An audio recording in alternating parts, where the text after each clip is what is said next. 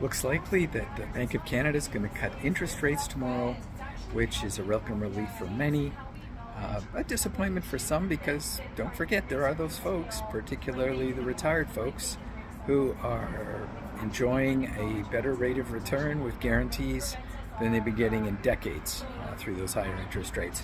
So it's two sides of the same coin. It's not all bad for everybody. Anyway, with the probably quarter point rate cut, you would think that things would look better, but and they do.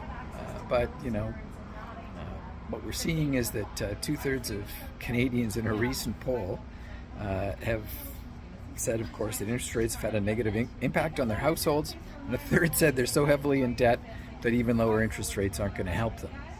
And almost half of Canadians are within $200 or less of being unable to make their regular monthly payments or on the brink of insolvency. Terrible place to be, very stress-filled place. And so what can we do about that? Well, it doesn't matter. Interest rates could go to zero, and they're not that, they were there, right? So more or less. So that's not going to help the people who already have a lot of debt, and the people who are about to get into a lot more debt.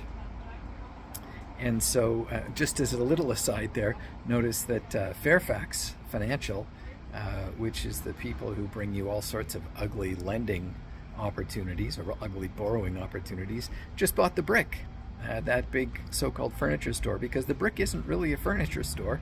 It's just a finance company that uses mediocre furniture as a way to entice you to overpay for it by financing it over lengthy periods of time, often attracting with very dubious lending structures where you supposedly will pay no interest, except of course a lot of people end up paying a ton of interest in that. But I digress.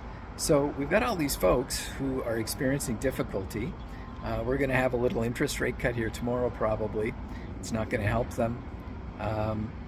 What can be done? Well, it's easy to get into debt, but it's also not that difficult to stay out of debt in the first place.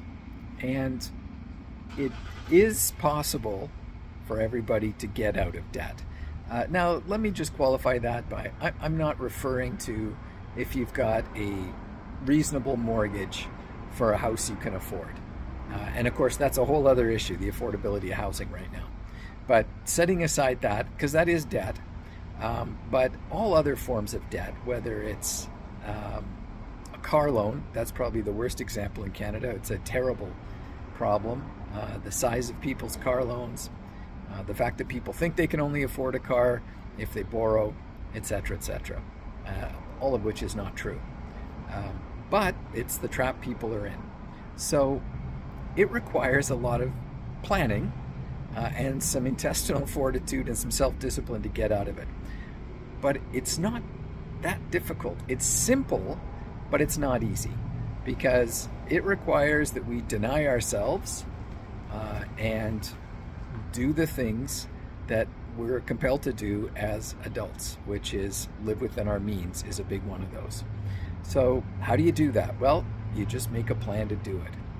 And if that sounds overly simple, well, let me know and I'll be happy to point you in some directions of how, some techniques you can do to that. But there's all sorts of good stuff out there to help you with that.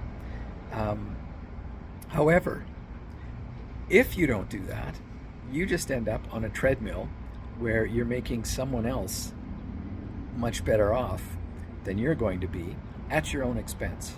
So best always to stay out of debt, but if you're in debt, you can get out. And I speak from experience. Been there, done that. Sold our dream home, spent a couple of years not doing much other than paying off debt. And in retrospect, because we owned a house at the time, we probably could have just ridden it out for a bunch of years and everything would have resolved. However, the years that we would have continued to live under stress, and we'd already lived under stress, self-inflicted stress from living a lifestyle we didn't need to, but we enjoyed. The problem is we just kept undermining ourselves at every turn. And that's how we tend to operate as people.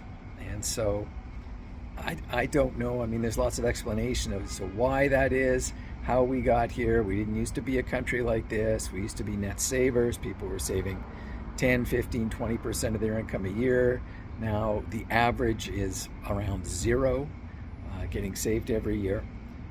So you just got to bite the bullet, take yourself by the scruff of the neck, if you want to use that analogy, and bear down and be self-disciplined, be an adult. This is what it takes. It's not glamorous, it's not fun-filled, it's not what you see in the commercials or the ads or what you see your neighbors doing, but have faith. In the long run, it will serve you much better. And in the short run, it doesn't take long to start to feel that financial peace that you have from not wallowing in debt. So the choice is yours. The self-discipline, you've got to come up with that. But it's all doable, all possible.